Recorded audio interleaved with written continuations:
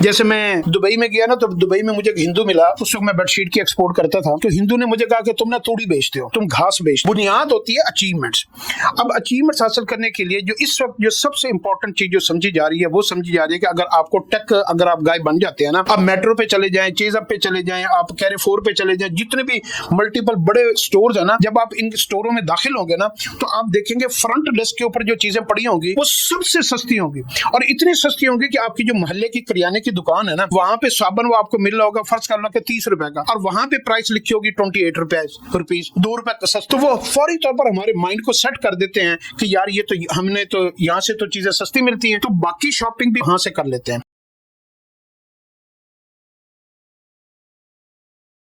एक हमारे दोस्त हैं, बिजनेसमैन हैं, उनका जद्दी पुश्ती कई नस्लों से बिजनेस है। इसके बावजूद वो अपने बच्चों के बारे में मशवरा लेने आए हुए थे कि जी इनके बच्चे, हमारे बच्चे जो है ना वो क्या करें। आपने आईटी का एक इतना बड़ा सेटअप बनाया हुआ है, वर्क स्पेस आपके पास, आईटी के लोग बैठे हुए हैं, तो मल्टीपल बिजनेस आप लोग कर रहे हैं, तो आप हमारे बच्चों को गाइड करें। तो सारे बिजनेस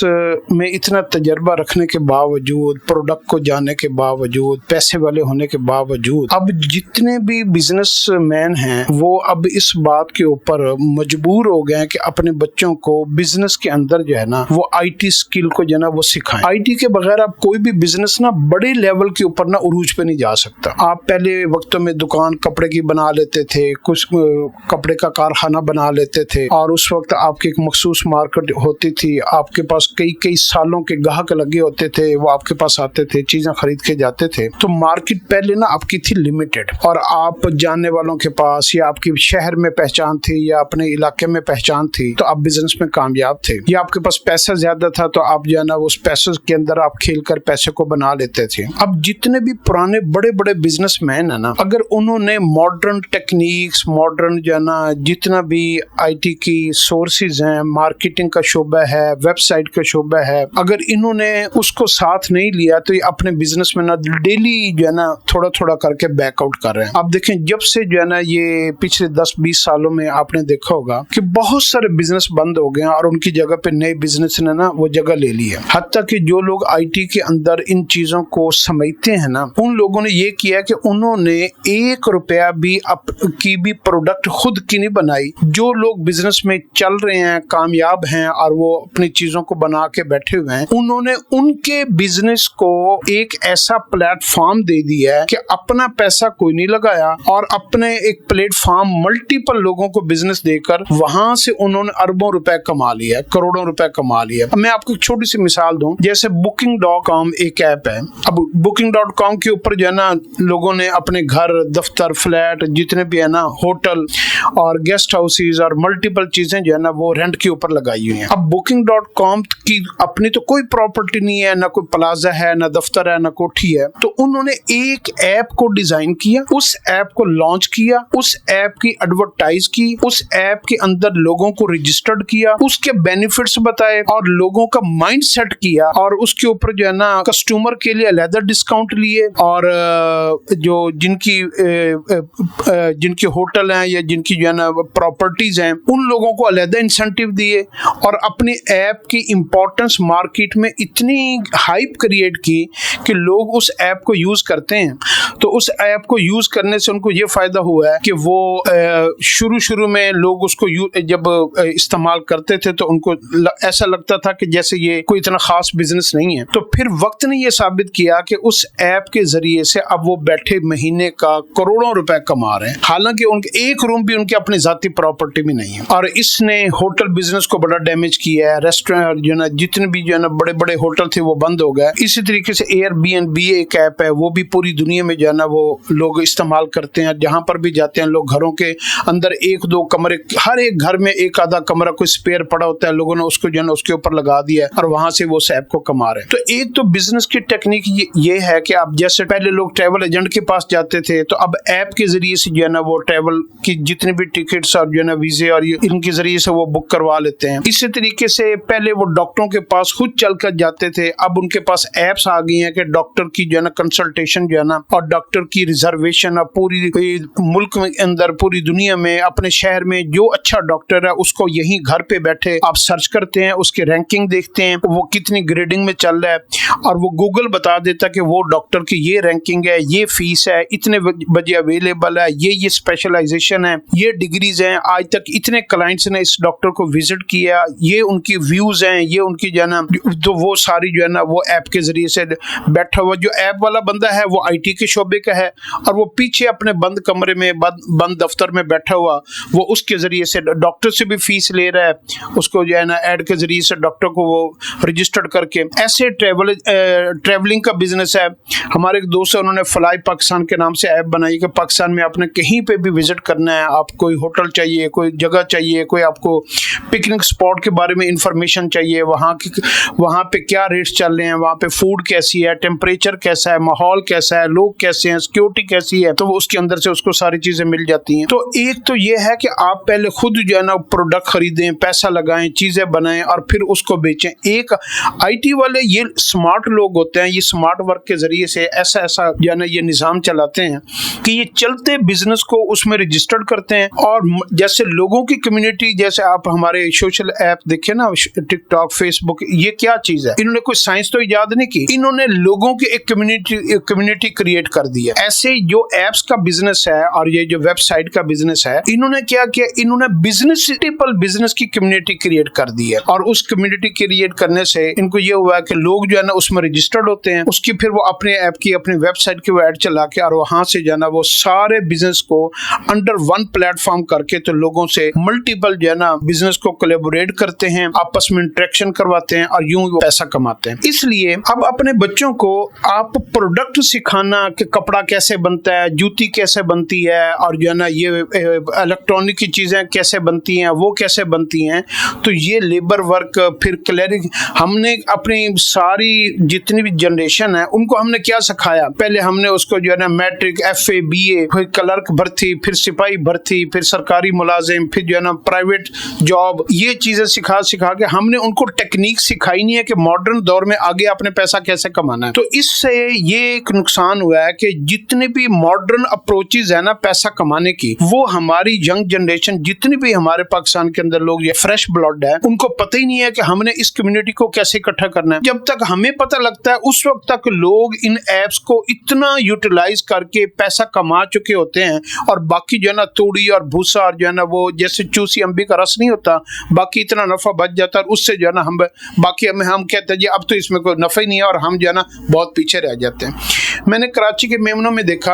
कोई 30 साल पहले, 40 साल पहले ये जो कैन के अंदर पेप्सी की बोतलें आती थी ना, और उस वक्त हमारे यहाँ पाकिस्तान में कैन, 40 साल पहले कैन जो है ना बहुत शॉर्ट होता था, कैन की बोतल मिलती नहीं थी, हम लोग वो शीशे वाली बोतल में जो है ना पेप्सी कोक हम लोग पीते थे। तो ये दुबई में, अरब मुल्कों में और यूरोप में और अमेरिका में ये कैन चलता था। तो उस वक्त जो है ना वो वहां से कैन का स्क्रैप वो लेके आते थे, जितनी बोतलें वो पी के फेंक देते थे ना, तो उसका वो कैन उठाते, उसका स्क्रैप लाते और यहाँ आके उसका अल्मुनियम बना लेते। जब तक लोगों को उस बात की समझ आई, उस वक्त तक वो जो है ना वो अल्मुनियम का बिजनेस इतना ज्यादा हो गया था पूरी दुनिया में कि मेमनों ने वो बिजनेस करके छोड़ दिया और पंजाब वालों को उसके बाद पता चला कि यार एक ये भी बिजनेस होता था कि स्क्रैप से भी आप जो है ना प्रोडक्ट बना सकते हैं। ये तो अब जो है ना टेक्नोलॉजी और इंटरनेट और ये सारा सोशल मीडिया आया जिसके जरिए से हमें हर बिजनेस का फौरन पता चल जाता कि दुनिया में ये भी हो रहा है। इसके बावजूद जिन लोगों में दिलचस्पी नहीं होती ना, शौक नहीं होता, रिसर्च नहीं होती, जुस्तजू नहीं होती, वो अभी भी जो है ना बैठे गूंगे बोंगे बन के बैठे होते हैं और उनको नहीं पता होता। और लोग जो है ना दाएं वाला बाएं वाला जो है ना वो पैसे कमा के जो है ना वो एक तो इस दौर में लोग बहुत समझदार होंगे, चाहे वो यंग हो चाहे वो ओल्ड हो, वो अपनी कोई भी इंफॉर्मेशन उनको मिलती है ना तो वो किसी के साथ शेयर नहीं करते। और हम जो है ना जो नादान लोग होते हैं वो क्या करते हैं, थोड़े से भी पैसे आते हैं ना, गाड़ी की नशोनुमा कर रहे हैं, गाड़ी और जो है ना कपड़े दिखा रहे हैं और उसकी वीडियो बना के अपनी जात को जो है ना तशहीर कर रहे हैं। सक्सेस क्या ली है, इनोवेशन क्या की है, अचीवमेंट्स कौन सी हैं, कौन से टारगेट्स को हासिल किया, कहां से उठे थे कहां पहुंच गए, इस बात का किसी भी आप पूरा सोशल मीडिया उठा के देख लें, ऐसे लोग आपको कोई नहीं मिलेंगे। ऐसे ही मिलेंगे कि जनाब बाप के पैसे से गाड़ी ले ली, उधर से आ गया, गाड़ी के साथ तस्वीरें हैं, दोस्तों के साथ तस्वीरें हैं, पिकनिक की तस्वीरें हैं, कपड़ों की हैं, जूतों की हैं, औरतों की भी यही है, फैशन और ये सारी चीजें। और जो अचीवमेंट्स है ना, उसकी कोई स्टोरी आपको शाज़ो नादर ही मिलेगी। बुनियाद होती है अचीवमेंट्स। अब अचीवमेंट्स हासिल करने के लिए जो इस वक्त जो सबसे इंपॉर्टेंट चीज जो समझी जा रही है, वो समझी जा रही है कि अगर आपको टेक, अगर आप गाय बन जाते हैं ना, कि आपको वेबसाइट का पता हो कि वेबसाइट कैसे बनती है, वेबसाइट के फायदे क्या हैं, वेबसाइट के लिए कोडिंग क्या चलती है, फ्रंट एंड बैक एंड क्या होता है, उसके अंदर उसकी प्रेजेंटेशन कैसी होती है, उसका एसईओ कैसे किया जाता है, उसकी रैंकिंग कैसे की जाती है। तो बेसिक सारे बिजनेस जितने भी है ना, कोई बिजनेस भी अब इंडिविजुअल तौर पर जाती मशहूरी के ऊपर नहीं चलता जब तक उसकी वेबसाइट ना हो। लोग क्या करते हैं, लोग डायरेक्ट जाते हैं वेबसाइट के अंदर। वेबसाइट का मतलब ये है कि वो आपकी सारी इंफॉर्मेशन अंडर वन बॉक्स पड़ी हुई है, एक रूम है, एक हॉल है, आप उसमें एंटर हो गए और आपने जाकर ना, आपने देखना है जी, मैंने गैलरी में देखना है तो आपको तस्वीरें मिल जाएंगी, मैंने जो है ना उसको परचेज का सिस्टम देखना है तो आपको खरीदारी का सिस्टम मिल जाएगा, मैंने इनको कोई प्रोडक्ट बेचनी है तो वो उसके अंदर जो है ना सेलिंग का वे आउट लिखे हुए होते हैं, इसकी मैनेजमेंट कौन है, इसकी मेन प्रोडक्ट्स कौन से हैं, कौन सी हैं, इनकी सेल कैसी है, इनकी जो है ना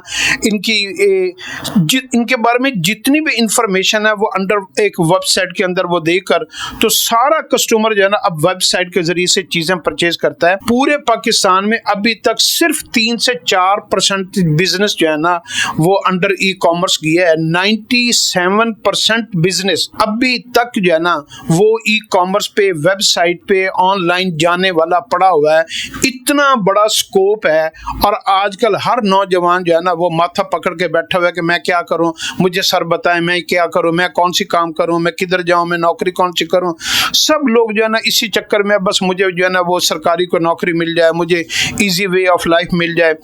तो अब एक तो जो है ना इन चीज़ों को सीखने का शौक पैदा करें। तो सबसे पहले आईटी के अंदर आप जो है ना वेबसाइट के, अगर आप खुद उसकी कोडिंग नहीं सीख सकते, लंबे प्रोसेस में आप नहीं जाना चाहते, तो आप बेसिक इंफॉर्मेशन लेना शुरू कर दें कि वेबसाइट क्या होती है और इसके बेनिफिट्स क्या हैं और इसको कौन कौन सी कंपनियां कैसे कैसे यूटिलाइज करते हैं और इनको इनके जरिए से बिजनेस कैसे अपग्रेड कर सकते हैं हम लोग। तो वेबसाइट को सीखें। फिर वेबसाइट जब किसी की पॉपुलर हो जाती है तो फिर उसके लिए बुनियादी ज़रूरत पड़ जाती है कि मुझे जो है ना इसकी ऐप भी बनानी है, क्योंकि वेबसाइट को मोबाइल में खोलना थोड़ा मुश्किल हो जाता है, ज़रा बड़ी, तो मोबाइल छोटी स्क्रीन होती है, तो उसके लिए उन्होंने फिर अलहदा मोबाइल के हिसाब से, उसके साइज़ के हिसाब से उन्होंने ऐप डेवलपमेंट जो है ना वो बना दी हैं, उसकी ऐप्स बना दी हैं। और ऐप्स जो है ना जैसे आप मोबाइल खोलते हैं तो मोबाइल आपको जो है ना उस स्क्रीन के अंदर अंदर जो है ना वो आपको दिखाता है। चीज़ वही होती है जो ऐप के अंदर वेबसाइट के अंदर होती है, लेकिन उसको प्री साइज कर देते हैं, कंसाइज कर देते हैं, शॉर्ट करके उसकी सारी इंफॉर्मेशन आपके फिंगर टिप्स के ऊपर आ जाती है। फिर उसके बाद आप समझते हैं कि वेबसाइट और ऐप के बाद अगर आपने इन चीज़ों को प्रॉपरली रन करना है, अपने प्रोडक्ट को, आप जितनी भी आपकी प्रोडक्ट अच्छी है, खूबसूरत है, बेहतरीन है, क्वालिटी वाइज है, अगर आपने उसकी ब्रांडिंग नहीं की, उसकी कलर स्कीमें नहीं की, आपने उसको जो है ना प्रेजेंटेशन खूबसूरत नहीं की, उसका फोटोशूट अच्छा नहीं हुआ, तो वो आपकी प्रोडक्ट का जो वे आउट है ना, जिसको हम प्रेजेंटेशन कहते हैं, आपने देखा आजकल मॉडर्न एजुकेशन में जब भी कोई ग्रेजुएशन मास्टर की डिग्री होती है ना, उस वक्त तक उसको कोई डिग्री नहीं देता जब तक वो एक प्रेजेंटेशन का एक उसका जो है ना वो एक सब्जेक्ट होता है कि वो अपनी जो कुछ उसने पढ़ा सीखा, कोई थीसिस बनाया, किसी चीज़ के ऊपर रिसर्च की, उसको प्रेजेंट कैसे करता है। तो प्रेजेंटेशन जो है ना बड़ी इंपॉर्टेंट है। उसके लिए आपको ग्राफिक का पता होना चाहिए कि मैं अपनी ब्रांडिंग के लिए, अब मैंने देखा कि नए नए लड़के ग्राफिक को जो सीख के आते हैं, जो अच्छी कंपनी है, जो जिनको पता है कि ग्राफिक्स किस बला का नाम है, वो 5-5, 10-10 लाख रुपए का ना सिर्फ ब्रांडिंग, ग्राफिक इंजीनियर को, ग्राफिक डिजाइनर को वो पैसे दे देते हैं कि आप हमारी कंपनी की इस प्रोडक्ट की ना कलर स्कीम बना दें, इसकी हमारी शीशी का रंग कैसे हो, हमारी जो है ना वो बॉक्स का रंग कलर कैसा हो, साइज कैसा हो, उसके लोगो कैसा हो, डिजाइन कैसा हो और उसकी प्रेजेंटेशन कैसी हो। तो ये इसके लिए जो ना बिजनेस को इम्प्रूव करने के लिए ये बेसिक टूल है। पहले हम समझते थे बिजनेस के लिए जनाब मार्केट के अंदर दुकान होनी चाहिए, गढ़ के अंदर होनी चाहिए जहाँ पे कस्टमर का आना जाना बहुत ज़्यादा हो, फिर दुकान बड़ी होनी चाहिए, फिर दुकान के अंदर जो ना बड़ी वेयर हाउस भी छत के ऊपर हो, फिर उसके अंदर शेल्फें ऐसी होनी चाहिए, लाइट इधर होनी चाहिए। जैसे आप ज्वेलरी की दुकान पे चले जाए ना तो आप देखेंगे कि ज्वेलरी वाले ने सोने के ऊपर जो ना लाइटें लगाई होंगी, शीशे के अंदर लाइटें लगाई होंगी। तो पहले चीजें इन चीजों को इंपॉर्टेंट दी जाती थी बिजनेस को, लेकिन अब ना ट्रेंड चेंज हो गया। अब प्रोडक्ट जो है ना वो दुकान के अंदर नहीं है, अब शीशे के अंदर नहीं है, ना लाइटों के अंदर है। अब जो है ना ग्राफिक के अंदर सारी चीज जो है ना वो खूबसूरत बनाई जाती है, और वहां से फिर वो एक वीडियो एडिटर जो है ना उस ग्राफिक को लेता है, प्लस उसकी फोटोशूट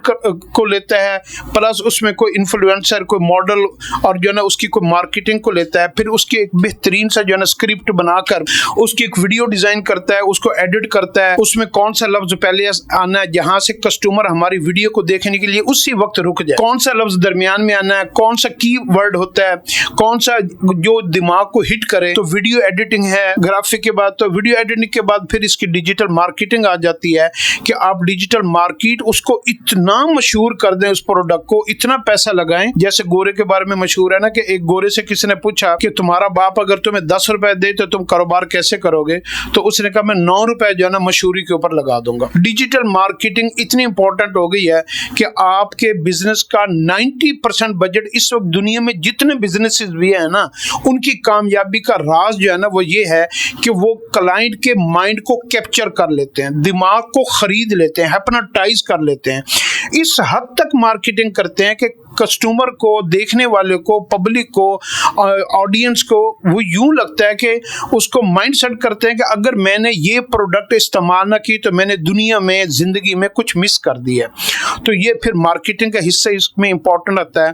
फिर उसके बाद ये बाकी जितनी चीजें हैं ना वो बाकी सारी चीजें बाद में आती हैं कि प्रोडक्ट कौन सी है, आपकी जो है ना वो कुव्वत खरीद किन लोगों की है। फिर आपने ये देखना है कि आप ये प्रोडक्ट ना किन लोगों के लिए बना रहे हैं। एक आपने बहुत हल्की प्रोडक्ट बनाई और आपने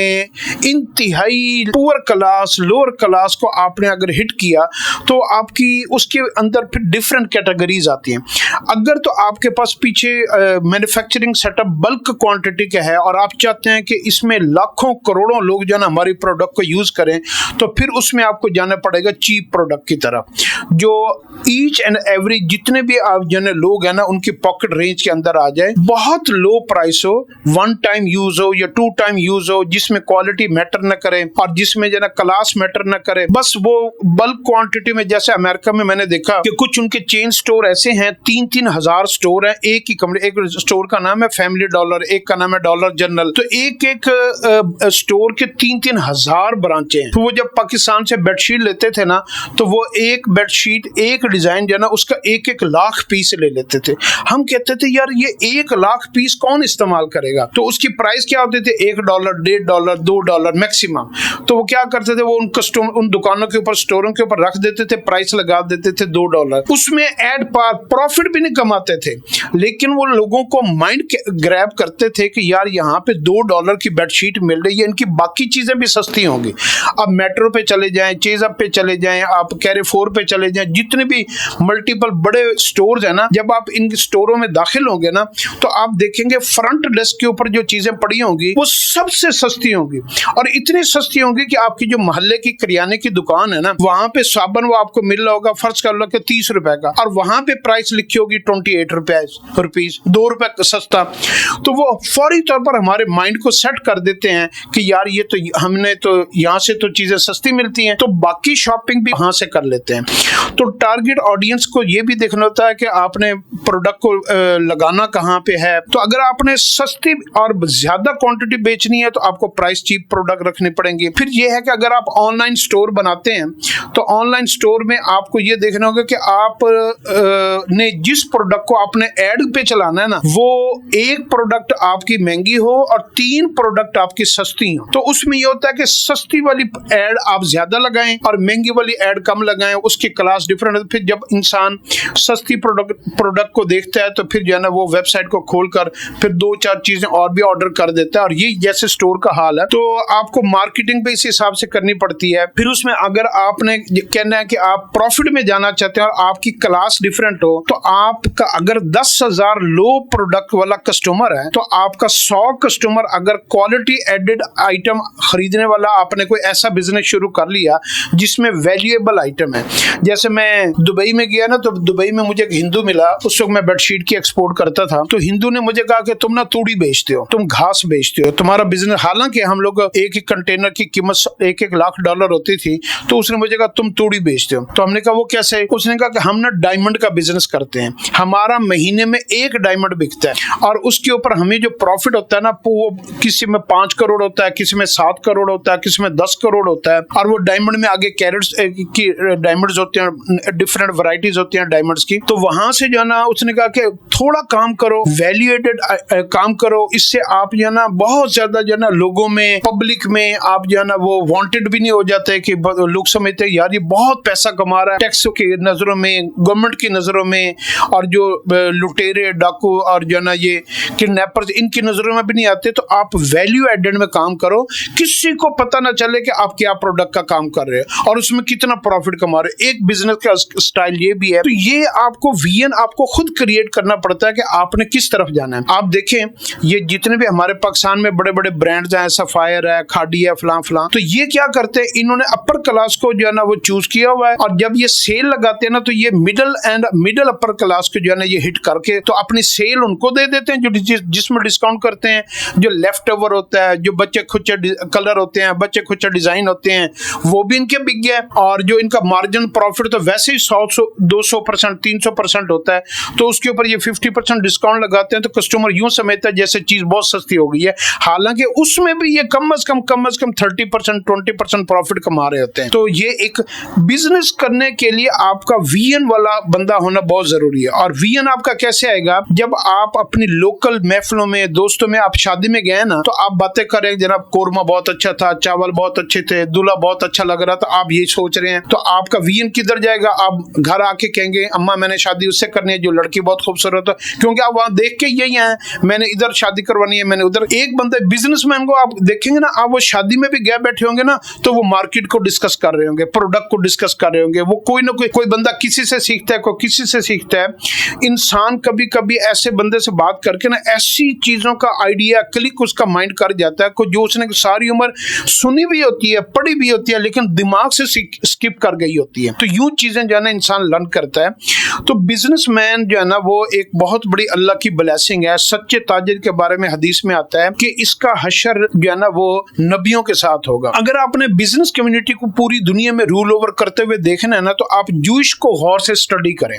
जितनी भी जूइश कंपनीज है ना पूरी दुनिया में, बड़े सारे बिजनेस उनके हाथों में है, और उनके अंदर ना 4-5 चीजें ऐसी हैं जो बुनियाद इस्लाम की हैं। वो कौन कौन सी चीजें? इस्लाम कहता है कि बिजनेस में कभी झूठ मत बोलो, बिजनेस झूठ बताकर कभी झूठी कसम ना खाओ। तालीम इस्लाम की है। मैंने आज तक किसी जूइश कंपनी को, किसी यहूदी को मैंने ये नहीं देखा कि उसने बिजनेस में झूठ बोल बोल के चीजें बेची होंगी। क्रिश्चियन में, हिंदुओं में, बाकी कौमों में ये चीज पाई जाएगी, लेकिन यहूदियों में नहीं पाई जाएगी। एंड नीट क्लीन बात करेंगे। दूसरा, वादे को पूरा करे, कमिटमेंट को ऑनर करो, डिलीवरी कब देनी है, माल कब देना है, चीज कब तैयार होनी है। हमारे यहाँ तो एक दर्जी जो है ना वो बंदे के 20-20, 30-30 फेरे लगा देता है। किसी बंदे को आप जो है ना कोई काम दे दें, कारीगर को दे दें, किसी कारपेंटर को बुला लें, वो आपको इतना झूठ बोलता है तो उनके अंदर से जो है ना बरकत निकल जाते हैं। तो दूसरा यहूदियों के अंदर है कि वो मिस कमिटमेंट नहीं करते, आपको delivery time, schedule, each and everything बड़ा फिक्स देंगे। तो ये भी दूसरे इस्लाम की तालीम है। तीसरा, इस्लाम ये कहता है कि अनड्यू प्रॉफिट मत कमाएं।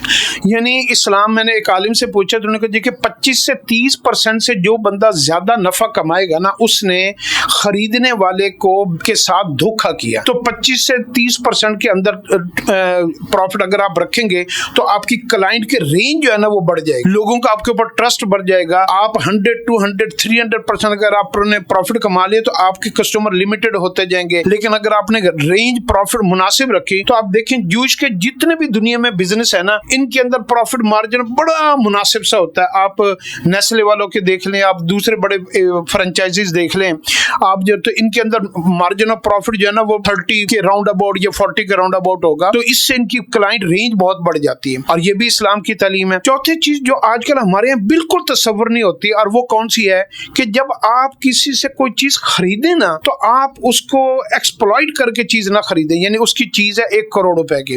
अब वो उसके ऊपर कोई मुश्किल आ गई है, कोई उसके ऊपर कोई जो है ना खुदा ना खासा कोई मुसीबत में फंस गया और उसने हर हाल में वो चीज बेचकर उसको कैश चाहिए, तो आप उसको कह रहे हैं कि मैं जो है ना 1 करोड़ रुपए वाली चीज मैं तो 50 लाख रुपए में लूंगा। दूंगा, तो आप उसको एक्सप्लॉइट कर रहे हैं, आप उसको मिस यूज कर रहे हैं, उसके साथ धोखा फ्रॉड कर रहे हैं। जूश में है ना, जब भी आपको कोई प्रोडक्ट आपसे खरीदेंगे ना, तो वो मार्केट के इवेल्युएट करके आपसे प्रोडक्ट खरीदेंगे कि इसकी मार्केट वैल्यू तो ये क्यों। तो वो जो जब भी इंसान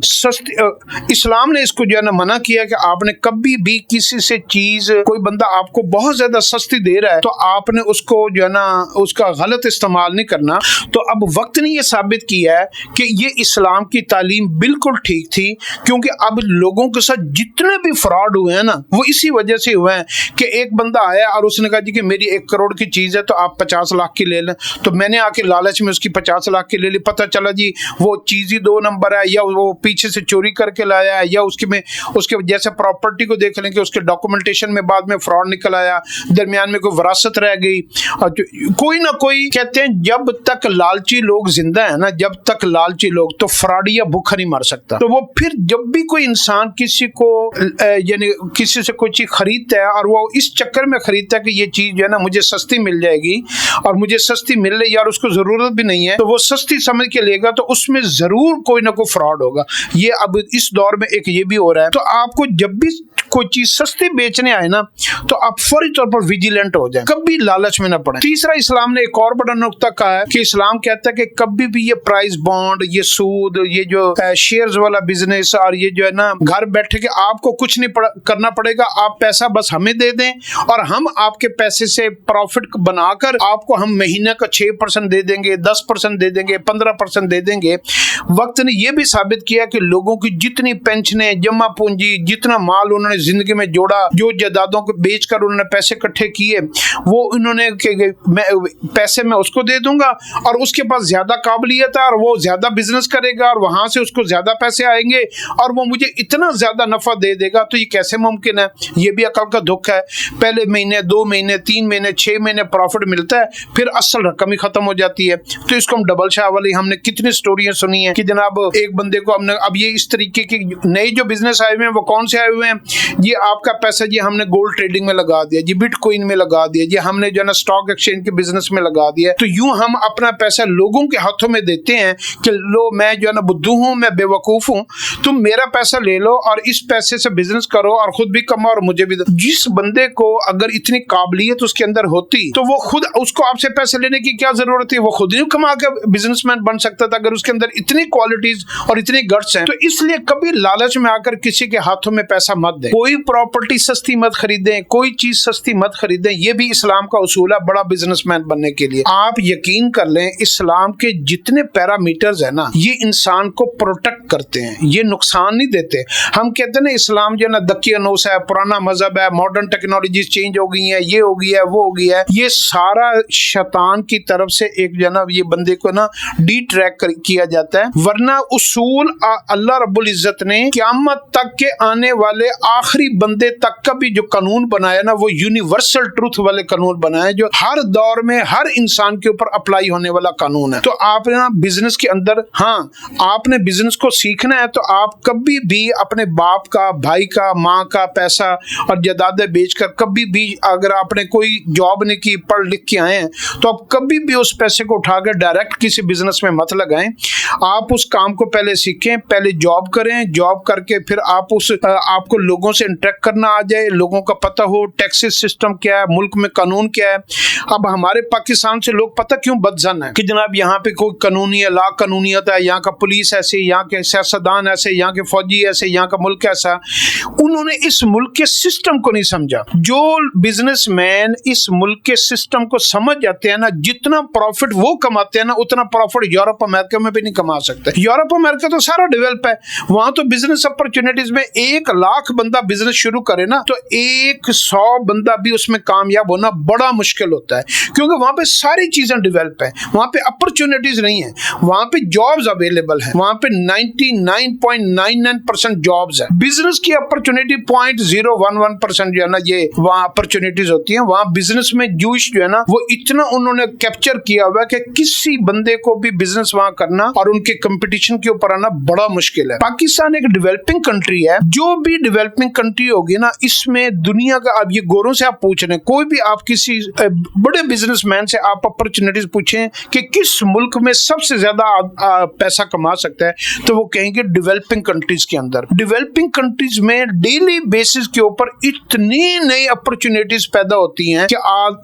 वो उसमें पैसा लगा सकते हैं, उसमें लगा सकते हैं। तो यहाँ पे प्रॉफिट मार्जिन आप देखें, जितने भी हमारे पाकिस्तान में बैंक खुले हैं, ये बड़ी कंपनी आई हैं, ये कहाँ से आई हैं? ये यूरोप अमेरिका से आई हैं, और सबसे ज्यादा पैसा वो हमारे यहाँ से कमा रहे हैं। तो ये भी एक हमारी जो है ना बेवकूफ़ी है कि हम जो है ना उनको समझदार समझते हैं और वो हमें लूट लाट के जो है ना वो चले जाते हैं। सेम मिसाल वही है कि जैसे ईस्ट इंडिया कंपनी आई कि हम यार वो जो है ना हमें जो है ना वो हमारे यहाँ से रूल भी किया, हमारी सारे खजाने भी लूटे, हमारी हुकूमतों को भी एंजॉय किया, हमारे लोगों को भी एंजॉय किया, गुलाम बना कर रखा। और आज उनके पास जितने गोल्ड के रिजर्व्स हैं, ऑयल के रिजर्व्स हैं, जो माइंस के रिजर्व्स हैं, ये सारे के सारे उन्होंने ये हिंदुस्तान के बादशाहों के जो है ना जो पड़े हुए और लोगों के यहाँ के जो खजाने थे, ये उठा के उन्होंने वहां जाके अपने मुल्क को कई कई 100 साल के लिए इस काबिल बना दिया कि अगर वहां पे कोई भी प्रोडक्ट जो है ना बने और कोई भी बिजनेस ना हो तो वो सर्वाइव कर सकते हैं। और इसकी प्रैक्टिकली आप मिसाल देखेंगे तो आप देखेंगे यूके में, यूरोप में, अमेरिका में कौन सी ऐसी इंडस्ट्री है जो कंज्यूमर प्रोडक्ट बनाती हो, कपड़ा जूता चीजें बनाती हो, वहां पे तो कोई ऐसी इंडस्ट्री नहीं है। ये सारी इंडस्ट्री या पाकिस्तान एशिया के अंदर है, इंडिया के अंदर, बांग्लादेश में या चाइना में है। ये सारी डेली यूज की आइटम जो है ये तो यहाँ से बनती है। तो वो लोग पैसा कहाँ से कमा रहे हैं? एक तो उनके पास वो पुराने रिजर्व बहुत पड़े हैं, दूसरा उन्होंने उस पैसों से हाई टेक्नोलॉजी वाले बिजनेस किए हैं। यानी कोई ऐसी मशीन बना देना बड़ी ऐसी टेक्नोलॉजी वाली, उससे फिर आगे प्रोडक्ट बनाना, उससे वेपन बनाना, उससे चीजें बनाना आसान हो जाती है। तो वो ऐसी मशीन बनाकर, इसके अगर आपको सिंपल मिसाल समझाऊं तो यूं मैं बता दूं कि हम कंज्यूमर प्रोडक्ट बनाते हैं। तो हमारे फ्रैंकफर्ट में एग्जीबिशन थी, तो हुमायूं अख्तर उस वक्त जो है ना उस वक्त वजीर तिजारत था, तो हमारे स्टॉल के ऊपर आया और उसने कहा कि आप एक एक स्टॉल से पूछा, एक एक मिल वाले से कि आप साल के कितने कंटेनर कपड़े के एक्सपोर्ट करते हैं। किसने कहा मैं साल के 200 करता हूँ, 300 करता हूँ, 400 करता हूँ, 500 करता हूँ। तो उसने कहा कि अगर सबसे बड़ी जो मिल है ना जो 1000 कंटेनर साल के एक्सपोर्ट करती है और उसकी कितनी कीमत होगी, मिसाल के तौर पर उसकी कीमत होगी $10 करोड़। उसने कहा हॉलैंड जो है ना, हॉलैंड के अंदर उनका छोटा सा मुल्क है, थोड़ी सी लैंड है, छोटा सा मुल्क है, उसके अंदर उन्होंने क्या किया, उन्होंने हाई टेक प्रोडक्ट, उन्होंने वो जड़ी बूटियां उसके अंदर उन्होंने पैदा की हैं। वहां पे कैंसर की मेडिसिन के लिए जो जड़ी बूटियां जो इस्तेमाल होती है ना, उसने उस जमीन के ऊपर पहले मेहनत की, वहां पे वो बीज लाया गया, वहां पे उसकी कल्टीवेशन हुई और उस कल्टीवेशन से वो जड़ी बूटियां पैदा करके उससे जो पानी निकलता है ना, 1 लीटर पानी वो $1 करोड़ का बनता है और वो दुनिया में कैंसर की मेडिसिन में यूज होता है। अगर वो 10 लीटर पानी आप लें और आपका 1000 कंटेनर, और 1000 कंटेनर में कितनी लेबर लगी, कितनी मिलें इस्तेमाल हुई, पूरी हुकूमती मशीनरी इस्तेमाल हुई और पैसा लग रहा है जनाब, पता लग रहा है जी बड़े बंदे काम कर रहे हैं। और जनाब उसने कहा कि ये तूड़ी वाला बिजनेस है। आपने देखा कभी तूड़ी की ट्राली देखी है? आप देखें जब गंदम की कटाई होती है ना, तो तूड़ी जो भूसा बच जाता है तो वो उसका ना इर्द गिर्द कपड़ा सी के, तो वो ट्रॉली इधर भी फैली हुई है, इधर भी फैली हुई है, 10 फुट दरमियान में भी 10 फुट है, पूरा रोड उसने कैप्चर किया हुआ है और वो ट्रॉली पूरा रोड को जो ना मल के जा रही है और 10-12 बंदे उसमें काले स्याह हुए हैं लेबर के जाना, और वो जब बेचते हैं तो कीमत पता कितनी मिलती है? 10,000 रुपए। और लेबर कितनी है और खिलारा कितना है और साइज कितना है?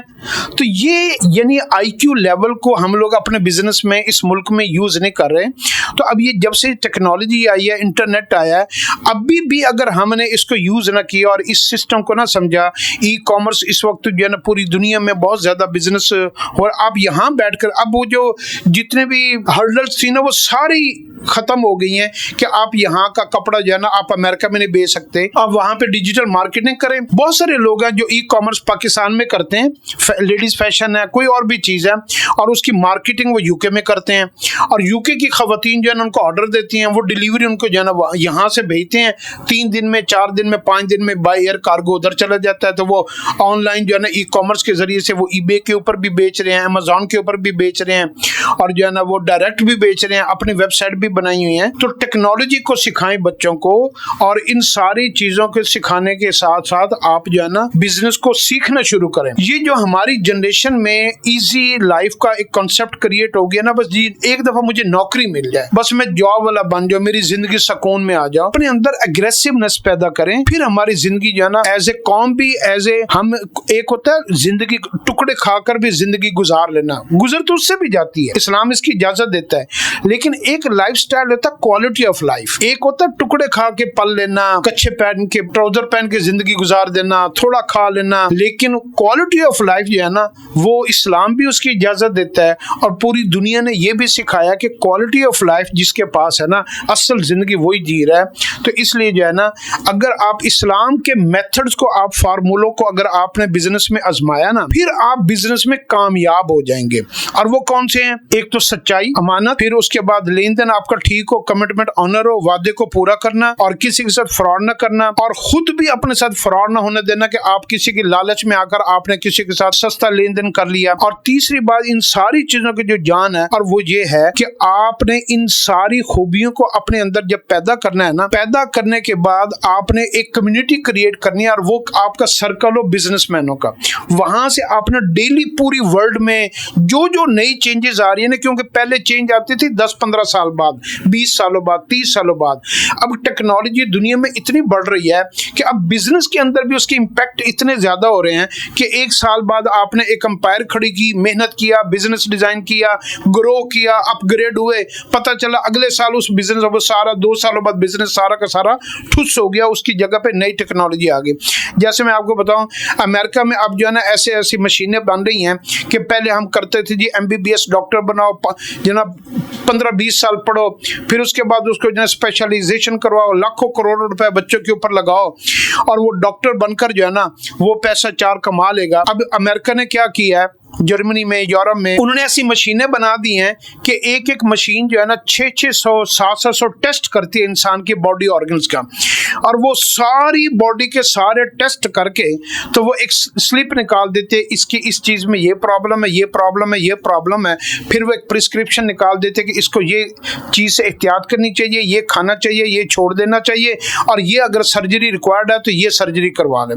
तो उसने जितने फिजिशियन है, नाक कान गले वाले हैं, उन्होंने 90% जो है ना वो डॉक्टरों का बिजनेस ठप कर दिया है। मशीन खुद एक डॉक्टर बन गई है और उसने सारे बंदे को स्क्रूटनाइज करके और उसके अंदर जितने भी प्रॉब्लम है उसका सोल्यूशन निकाल के उसकी एडवाइस भी उसने उसको दे दी है, मेडिसिन का नाम भी बता दिए। तो अब आगे टेक्नोलॉजी कितना बड़ा अहम शोबा है मेडिकल का, कितनी मेहनत से डॉक्टर बनता है, ये भी आने वाले वक्तों में अगले 5 सालों में देखिएगा इनका भी मार्केट जो है ना डाउन हो जाएगी। इसी तरीके से जो है ना ये लॉयर का कितना बड़ा शोबा है, वकील बनने में, फिर उसकी प्रैक्टिस करने में, उस बुक्स को पढ़ने में और क्या क्या करने में। तो पहले यूरोप अमेरिका में ये होता था, जितने भी इमिग्रेंट्स थे ना जो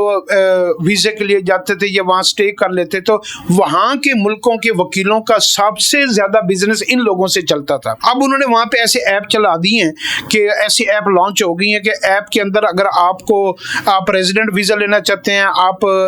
इलीगल हैं, आप लीगल होना चाहते हैं, आप शादी करना चाहते हैं, आप कोई बिजनेस करना चाहते हैं, कोई लाइसेंस लेना चाहते हैं, कोई परमिशन लेना चाहते हैं, कोई सेल परचेज करना चाहते हैं, कोई भी एक्टिविटी आप करना चाहते हैं, आपके पास ऐसी 15-20-100 के करीब ऐप्स निकल आएंगी। आप उन ऐप्स को खोलें, उसको डाउनलोड करें, उसके अंदर आप अपना प्रॉब्लम बताएं, ऐप आपको रिप्लाई करेगी, ऐप आपको उसका सोल्यूशन बताएगी, ऐप आपको उसको लीगल एडवाइस देगी और ऐप के जरिए से आपके फॉर्म फिलअप हो जाएंगे, ऐप के जरिए से आपके पासपोर्ट के डाटा फिलअप हो जाएंगे और 90% वकीलों का काम खत्म हो गया। ऐप आपको थोड़ा सा चार्ज कर लेगी। उन्होंने क्या किया कि ये सारी चीजों के जो पहले प्रोफेशन गिने जाते थे इन सब को उन्होंने डिजिटलाइज कर दिया। तो ये टेक्नोलॉजी है। अब आने वाले वक्तों में इन सारों का बाप आ रहा है जिसकी तरफ हमारी किसी की तवज्जो नहीं जा रही, और वो AI है। हर चीज डिजिटलाइज हो रही है। आर्टिफिशियल इंटेलिजेंस ने इस हद तक आगे आ गई है। कल परसों मुझे एक बिजनेसमैन बता रहा था, आजकल लेडीज कपड़े के ऊपर एम्ब्रॉयडरी नहीं होती, ये उन्होंने जनाब किसी ने 100 मशीनें लगाई, किसी ने 50 लगाई, किसी ने, उन्होंने कहा कि फिर डिजिटल प्रिंट आ गई। जो आजकल डिजिटल प्रिंट की जो मशीनें आती हैं, पहले रोटरी प्रिंट आती थी, फिर डिजिटल प्रिंट आ गई कि आपको फौरी तौर पर इस डिजाइन का कपड़ा चाहिए चाहिए तो वो प्रिंट करके दे देती है। तो इसमें अब लेटेस्ट एआई वाली जो है ना वो मशीनें आनी शुरू हो गई हैं कि एआई जो है ना वो एम्ब्रॉयडरी मशीन है मिसाल के तौर पर, उसके अंदर एआई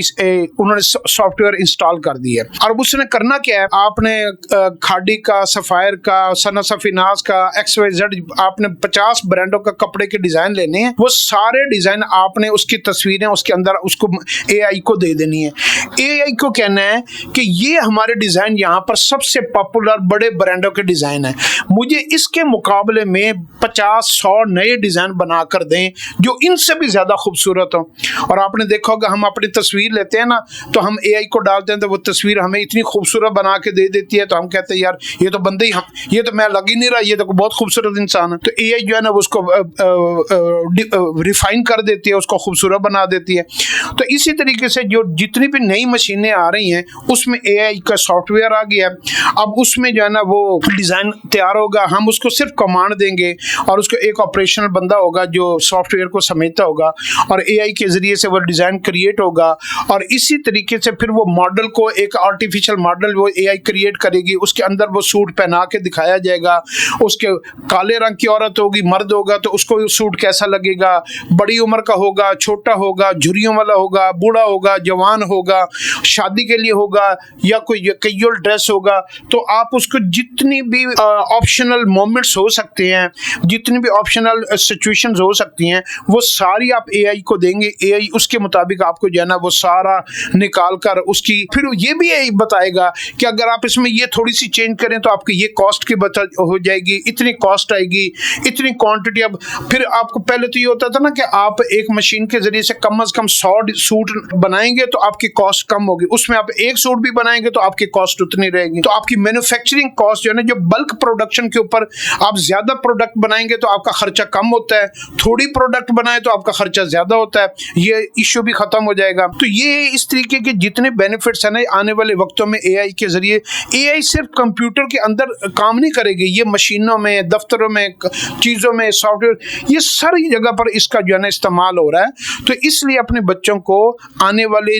वक्त का जितना भी टेक इंफॉर्मेशन है ना ये जरूर दें, ताकि ये ना हो कि लोग हमें लूट कर इस चीजों को इस्तेमाल करके हमें बेच के खा पी के निकल जाएं और हम बाद में हम जो है इसको सीखते फिर रहे हों और पता चले कि उन्होंने कोई और नई चीजें याद कर ली और हम जो है ना 100 साल पीछे जो है ना फिर रहे हैं। इसलिए तो हम कहते हैं कि यूरोप अमेरिका हमसे 100 साल आगे, वो एक चीज को बनाकर बेचकर हमें निकल जाता है, हम उसके बाद उसको सीखना शुरू करते हैं। जैसे 1947 से पहले जब उसने अमेरिका ने हिरोशिमा नागासाकी के ऊपर, जापान के ऊपर जो है ना वो एटम बम फेंका था ना, तो उस वक्त उनके पास इंटरनेट मौजूद था। उन्होंने इंटरनेट के जरिए मैसेज दिया था कि वी हैव ब्लास्टेड। उन्होंने इंटरनेट यूज भी कर लिया और उसको इस्तेमाल भी कर लिया, उसको कंगाल भी लिया और हमें इंटरनेट मिल रहा है जाके 91 के बाद और 95 के अंदर इंटरनेट आया। फिर उसके बाद 2000 के बाद हमें छोटी छोटी इंफॉर्मेशन मिली कि ये ईमेल है और ये फिर 2005 के बाद हमें पता चला कि जनाब इसमें तो ये ऐप्स हैं और ऐप्स के जरिए से आप ये काम कर सकते हैं।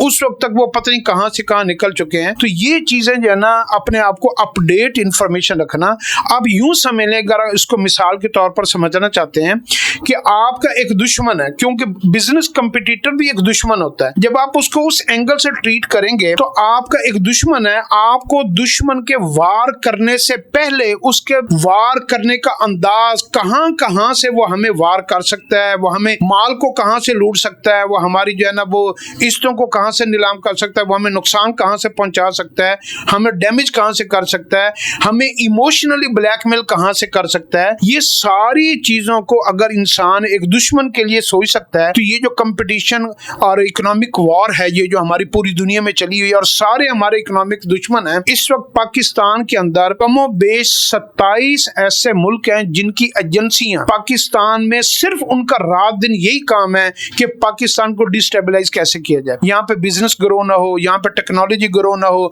यहाँ पे इंफॉर्मेशन पास ऑन ना हो, यहाँ पे जो लोग हैं ना वो बस नाच गाना, टिकटॉक, फेसबुक, इंस्टाग्राम, वो सारा उनका मैक्सिमम टाइम जो है ना इसके ऊपर खर्च हो।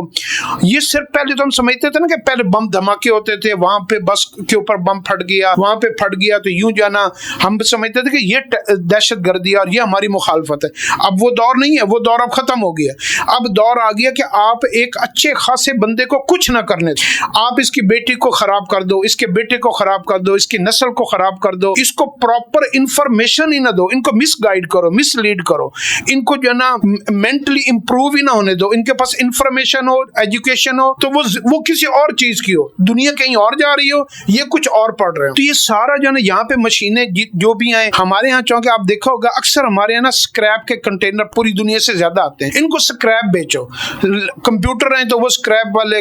मोबाइल आए तो वो स्क्रैप वाले, टेक्नोलॉजी, इंफॉर्मेशन और वो एजुकेशन जो बिल्कुल जीरो हो चुकी हो। तो इसलिए जो ना विजिलेंट होना बहुत जरूरी है। अगर हम विजिलेंट नहीं होंगे तो फिर हम हर चीज से धोखा खा जाएंगे। इसमें और बहुत सारी चीजें सीखने वाली है। अल्लाह में समता फरमाए, अल्लाह से मांगा करें। इन सारी चीजों को अगर आपने अपनी जिंदगी के ऊपर इंप्लीमेंट करना है ना, आप अल्लाह से एक दुआ मांगा करें, और वो दुआ ये है कि या अल्लाह मुझे मेरी मेहनत को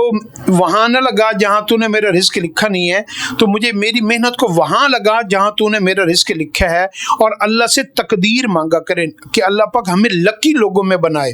क्योंकि बिल गेट्स, ये जितने भी बड़े बड़े जो है ना, ये एलन मस्क, इनकी आप कभी स्पीचेस उठा के देखें ना, तो इन सारी दुनिया के कामयाब लोगों के स्पीचेस का एक वर्ड सबका कॉमन है। और वो पता कौन सा कॉमन है? कि अगर इंसान लकी नहीं है ना, तो तालीम, तजर्बा, चालाकी, होशियारी, टेक्नोलॉजी, साइंस और जितनी भी चीजें हैं ना, ये उसको सपोर्ट नहीं करते। इंसान जो है ना वो किस्मत से हार जाता है। हम चूंकि मुसलमान हैं और हमारा ये बिलीव है कि हमारी तकदीर हमारे अल्लाह के हाथ में है, तो हम कम से कम दिन में एक मरतबा ये फिक्रा ज़रूर कहा करें कि या अल्लाह मुझे नेक बख्त बना, सआदतमंद बना, खुश नसीब बना, लकी बना, मैं बदबख्त ना बनूँ, मैं बुराइयों में, गलत कामों में, मेरी मेहनत भी ज़ाया, मेरी उम्र भी ज़ाया, मेरा पैसा भी ज़ाया, मेरी जवानी भी ज़ाया, मेरा इल्म भी ज़ाया, मैं वालदैन के भी काम ना आ सकूं, मैं कौम के भी काम ना आ सकूं, मैं अपने भी काम ना आ सकूं, कहीं मैं बदबख्त ना बन जाऊं। तो अल्लाह हमें इसकी समझ अता फरमाए।